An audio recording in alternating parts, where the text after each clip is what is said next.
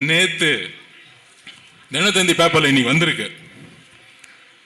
கண் கலங்கினார், எங்களோட தலைவர் கண் கலங்கினார். பேசுறாரு, என்ன மட்டும் ஏன் இப்படி அவதூறா பேசுறீங்க?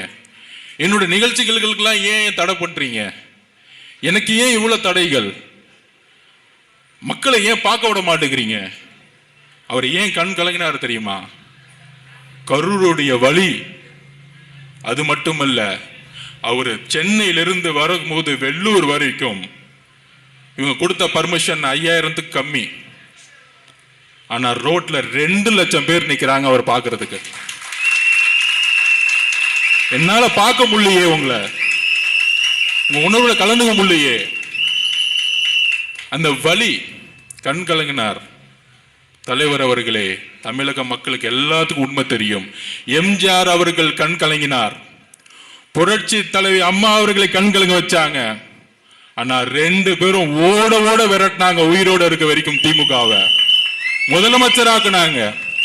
அதுக்கப்புறம் 2 தலைவருக்கு அப்புறம் பயந்த ஒரே தலைவர், திமுக பார்த்து பயந்த ஒரே தலைவர், ஒரே இயக்கம் டிவிகே, நம்மளுடைய தலைவர் விஜய் அவர்கள்.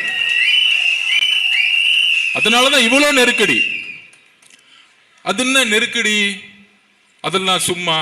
அப்ப இந்த பத்திரிகையாளர்கள் நிறைய பேர் கேட்பாங்க, இல்ல மக்கள்கிட்ட நம்ம உண்மையை சொல்லணும். இல்ல, கரூர் சிச்சுவேஷனுக்கு முன்னாடி நாகப்பட்டினத்திலே சொல்லியிருப்பாரு, எனக்கு சரியான இடம் கொடுக்க மாட்டேங்கிறீங்க, மக்கள் கூட்டம் கூட்டமா வராங்கன்னு. அப்ப கரூருடைய பாதுகாப்பு இல்லாம நம்மளுடைய மக்கள் இறந்தாங்க.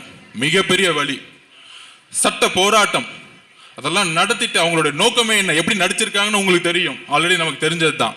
நோக்கமே தமிழக வெற்றி கழகத்தை முடக்கிறது, தலைவர் விஜய் அவர்களை முடக்கிறது. அதுக்கு நான் உதாரணமே சொல்லிடுறேன். தமிழக வெற்றி கழகத்தை முடக்கிறதுக்கு கவர்மெண்ட் ஒரு SOP கொடுத்தாங்க, ஸ்டாண்டர்ட் ஆபரேட்டிங் சிஸ்டம். அதாவது ஒரு கூட்டம்னா